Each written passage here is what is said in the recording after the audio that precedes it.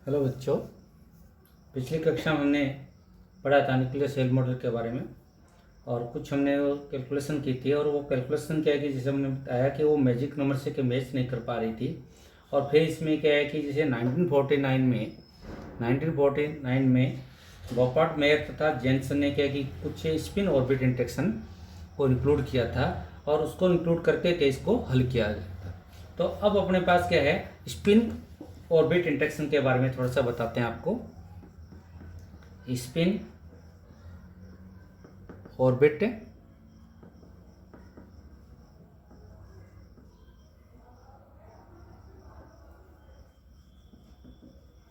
Interaction,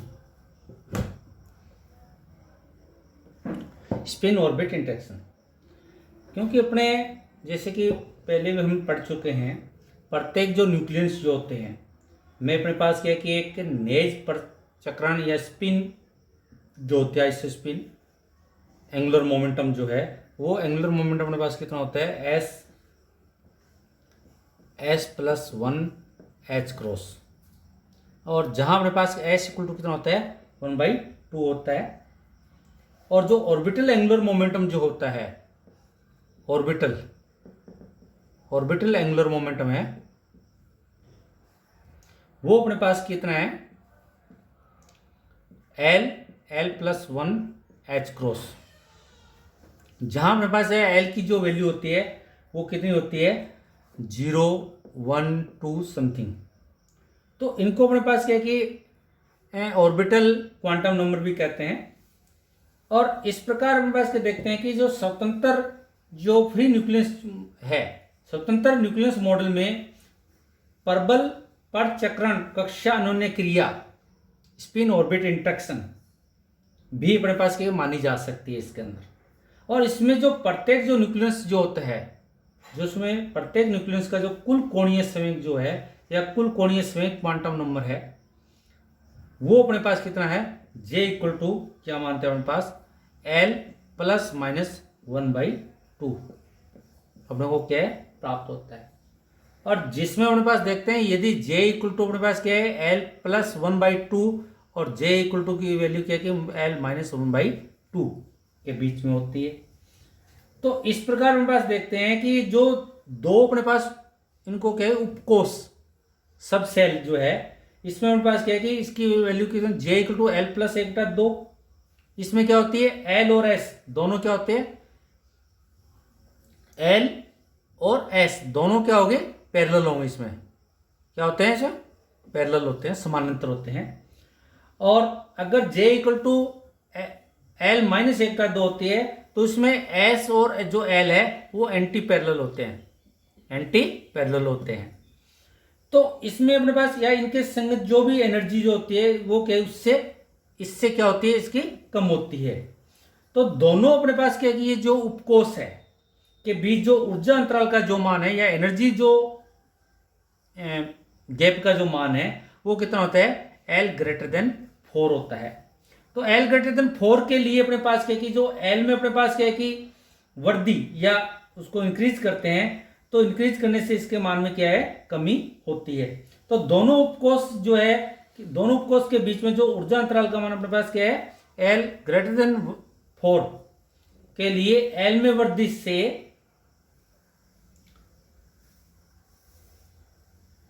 क्या है, इसको तेजी से क्या इसमें क्या है वृद्धि होती है। इस कारण एक कोष के उपकोष, मतलब एक कोष एक सेल के उपकोष है वो दूसरे कोष में चले जाते हैं।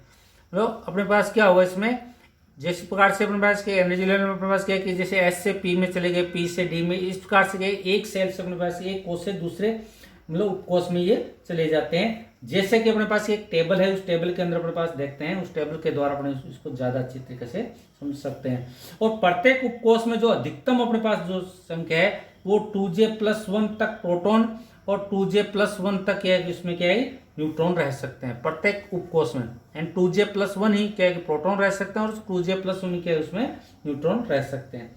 तो इस प्रकार अपने पास क्या है कि देखते हैं कि न्यूक्लियस की अवस्था को क्वांटम नंबर जो है अपने पास के जैसे N, L या J से व्यक्त करते हैं।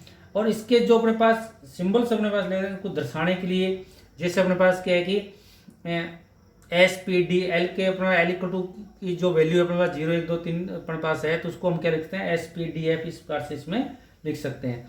और इनको अपने पास एन एल जे को अपने पास क्या है इस प्रकार भी लिख सकते हैं, यदि मान लो अपने पास क्या है कि एन इक्वल टू किसी का 2 है और एल इक्वल टू क्या है 1 है और जे इक्वल टू उसका कितना अपने पास है 3/2 है, तो इसको हम क्या है कि सारणी के अंदर इस प्रकार से दर्शाया गया है कि 2p 3/2 और यहां अपने पास क्या आ गया, इसमें क्या है, इसके ऊपर हमने 4 लिख दिया। 4 का मतलब अपने पास क्या हुआ कि l इक्वल टू क्या है 1 है, तो जैसे मैंने बताया l इक्वल टू के 0 और 1 एस पी 1 के लिए अपने पास कितना हो गया p, तो p आ गया।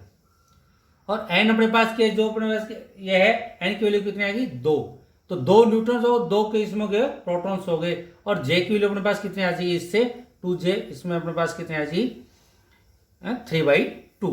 जैसे l प्लस माइनस 1/2 है तो l की वैल्यू अपने पास के 1 है, तो j की वैल्यू कितनी आएगी 3/2। इस प्रकार से इसकी क्या वैल्यू आ जाती है, 3/2 से 1/2 आ जाएगी मान लो जैसे इसमें। तो अब अपने पास एक टेबल शो कर रहे हैं, उस टेबल से इसको क्या ज़्यादा आसानी से समझा जा सकता है। टेबल के अंदर अपने पास इसमें जैसे अपने देखते हैं कि मान लो n l की वैल्यू और j की वैल्यू, प्लस इसको इस रूप में टेबल से बना सकते हैं, इसको j की वैल्यू अपने पास, और इसकी स्टेट्स कौन सी होगी उसको हम केस में लिख सकते हैं। फिर क्या है कि जो न्यूक्लियस जो प्रत्येक लेवल में जो इसके कितने होते हैं 2j प्लस होते हैं इसमें, तो न्यूक्लियस की जाके प्रत्येक लेवल में अपने पास, और फिर जो न्यूक्लियस के प्रति उपकोष न्यूक्लियॉन्स जो है वो क्या आएंगे प्रति उपकोष, ये आ जाएंगे अपने पास। और फिर अपने पास क्या इसको ये दर्शा सकते हैं कि कुल न्यूक्लियॉन्स की संख्या, तो इस प्रकार अपने पास इसको थोड़ा टेबल के रूप में हम इसको शो कर सकते हैं।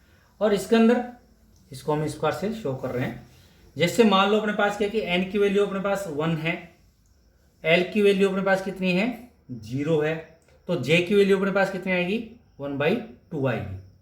1/2 अपने पास कितनी है, कैसे आएगी, j इक्वल टू अपने पास कितना होता है l प्लस 1/2 होता है और n माइनस 1/2 होता है, तो l प्लस 1/2 यानी कि 0 प्लस 1/2 कितनी आई 1/2 आ गई, तो 1/2 आ गई, तो ये अपने पास l इक्वल टू 0 है, तो कौन सी स्टेट में जाएगा s स्टेट में जाएगा 1s में। और फिर अपने पास क्या कि 1/2 आ गया, और अपने पास क्या हो गया ये, क्योंकि n इक्वल टू 1 है तो अपने पास क्या आएगा इसमें 2 आ गया, एक मतलब इसमें 2 न्यूक्लियस हो गए, एक प्रोटॉन और एक न्यूट्रॉन्स की संख्या हो गई अपने पास 2 आ गया अपने पास। तो अब अपने पास कि इसमें 2j प्लस 1 कितना आया 2j अपने पास क्या j की वैल्यू 1/2 है, तो 1/2 ये अपने पास कितना गया 2 आ गया, तो इस स्थिति में इसमें क्या कितने आएंगे 2 न्यूक्लियस आए। इसको इस प्रकार से अपने लिए लिख सकते हैं। फिर अपने पास देखते हैं कि यदि n की वैल्यू अपने पास 2 लेते हैं, तो देखो आप, तो l की वैल्यू अपने पास मान 2, इसकी 2 लेते हैं, तो ये l की वैल्यू अपने पास कितने 1 ले रहे हैं, तो j की वैल्यू भी अपने पास कितनी आएगी 1/2, और 1/2 आएगी, तो 1/2 यानी कि अपने पास l इक्वल टू 1 है, तो p में गया, तो क्या है 2p 1/2 आ गया, और अपने पास इसकी कितनी आएगी 2 आ गई, और अपने पास क्या है कि 2j प्लस 1 की वैल्यू अपने पास कितनी आएगी 2 आ गई, j इक्वल टू हाफ है, तो कितने अपने पास 2 आ गई। और फिर अपने पास अगर मान लो इसमें इसी n के लिए 2 के लिए अपने पास क्या l की वैल्यू अपने पास कितनी ले रहे हैं 1 ले रहे हैं, सेम आ रहा है अपने पास, तो अपने पास j की वैल्यू प्लस 1/2 और माइनस 1/2, तो उस स्थिति में अपने पास कितनी आएगी 3/2 आ गई, और ये 3/2 आएगी, तो अपने पास क्या है कि l की वैल्यू 1 है, तो ये p में ही जाएगा, तो कितना हुआ 2p 3/2, इसमें कितना इलेक्ट्रॉन p में कितना अपने पास हो गए 4, तो ये इस प्रकार से अपने पास टोटल कितना हो गया यहाँ 4 हो गए, तो 4 और 2 अपने पास क्या इसमें न्यूक्लियस संख्या कितनी आ गई अपने पास 6 आ गई, तो ये अपने पास क्या है कि इस प्रकार से ये आ गया। तो इसमें अपने पास देखते हैं 2 और 6 कितने हो गए टोटल 8 न्यूक्लियस की संख्या हो गई अपने पास। फिर अपने पास अगर मान लो अगर अपने पास n की वैल्यू अगर 3 लेते हैं, और एल की वैल्यू अपने पास कितने लेते हैं 2, तो जे की वैल्यू अपने पास कितनी आएगी 5/2 आएगी। अगर एन की वैल्यू अपने पास मान लो कि 2 लेते हैं और इसकी वैल्यू अगर अपने पास 0 लेते हैं तो अपने पास कितनी आएगी 1/2 आती है। और अगर इसकी वैल्यू अपने पास 3 लेते हैं और इसकी वैल्यू अपने पास कितने 2 लेते हैं तो फिर इसकी वैल्यू कितनी आती है 5/2। और अगर अपने पास क्या है कि इसमें फिर अपने पास अगर इसको आगे से चलते रहते हैं तो मतलब 4 लेंगे, तो अगर इसकी वैल्यू देखो आप 3 ली और इसमें कितनी 2, तो यहाँ अपने पास कितना आ गया 5/2। तो ये किस में जाएगा अपने पास 3 ली अपने पास एन की वैल्यू और ये तो 3/2 आना चाहिए। कितना आएगा 3/2। तो ये अपने पास कितना आएगा 2 SPD डी में चला गया, तो डी में जाएगा ये, तो किस में आएगा 3D 3D 5/2 4 आ गया। तो इसमें अपने पास के डी अपने पास कितना है 6, मतलब इसमें आगे। और फिर अपने पास के 0 अपने पास ले रहे हैं 1/2, तो इसमें कितना आ गया अपने पास, ये आ गया अपने पास 2s हाफ आ गए। तो इसमें अपने एस में अपने पास कितने रह रहे हैं 2 रहेंगे। ये देख रहे थे कि अगर n की वैल्यू 3 है, l की वैल्यू 2 है, तो j की वैल्यू अपने पास क्या होती है l प्लस माइनस 1/2 होती है। तो प्लस हाफ लेते हैं तो 5/2 आता है और माइनस हाफ लेते हैं तो अपने पास कितना आता है 3/2 आएगा। और उसके बीच में तो इसके बीच में क्या है कि ये अगर l की वैल्यू अपने पास क्या 0 होगी तो उस स्थिति में क्या है 1/2 आता है। तो अगर इस स्थिति में लेते हैं तो उस स्थिति में कितना है अपने पास 3, और ये अपने पास किस में गया अपने पास डी में गया, SPD डी में गया, डी अपने पास कितना 5/2। तो इसके अंदर अपने पास कितना है अपने पास 6। और अगर अपने पास क्या है कि n की वैल्यू 2 होती है, l की वैल्यू अगर 0 होती है तो j की वैल्यू अपने पास कितने हाफ आएगी, तो ये क्या सेकंड में गया 2s हाफ गया। तो इसमें s में अपने पास कितने रहेंगे 2 रहेंगे। और इसी प्रकार से अपने पास क्या है कि अगर ये किस में गया, यहां देखो 3 लेते हैं तो अपना 3/2 अपने पास किस में आएगी डी में ही आएगा। तो डी में अपने पास क्या है 3D 3/2 में है, 3/2 में अपने पास आया, डी में अपने पास, तो यहाँ अपने पास कितना होगा इसके 4 हो गए। तो टोटल अपने पास देखते हैं 6 4 10 और 2 12, तो टोटल अपने पास कितना हो गया 12 हो गए इस प्रकार से। और अगर अपने पास देखते हैं कि 12 और अपने पास क्या है ये 12 और 8 अपने पास कितना हो गए 20, 12 और 8 है 20। तो इस प्रकार से मैजिक नंबर बनते जाएंगे 8 20 50। जैसे नेक्स्ट अपने पास अगर इसकी बात करते हैं कि अपने पास अगर 4 लेते हैं और एल की वैल्यू अपने पास 3 लेते हैं, फिर अपने पास मान लो इसकी 3 लेते हैं तो ये 1 आ गई, और 3 लेते हैं तो अपने पास कितनी आएगी 1 आ गई, और 4 लेते हैं अपने पास कितनी 3 आ गई, मान लो 4 लेते हैं अपने पास इसकी वैल्यू कितनी आएगी 3 आ गई। 4 के रूप में अपने पास देखते हैं 4 पे अपने पास कितनी आएगी 3, और 3 के लिए अपने पास कितनी होगी जे की वैल्यू क्या होती है l प्लस माइनस 1/2, तो 3 + 1/2 यानी 7/2, और -1/2 अपने पास आएगी इसके लिए अपने पास, तो -1/2 अपने 4 पे जो है वो कितनी आएगी 5/2 आ गई। और फिर अपने पास क्या है कि इसमें 1 है तो अपने पास कितनी, इसके लिए अपने पास कितनी आएगी 3/2। और फिर अपने पास अगर इसको क्या है कि देखते हैं जैसे 3 5 अपने पास इस प्रकार से देखते हैं, तो इनमें देखो अपने क्या है, इसको क्या लिख सकते हैं हम, इसको लिख सकते हैं अपने पास जैसे 3 आ गया SPDF, क्या आ गया अपने पास 4F 7/2 ये आ गया। तो इसमें अपने पास कितने हो गए 8 हो गए।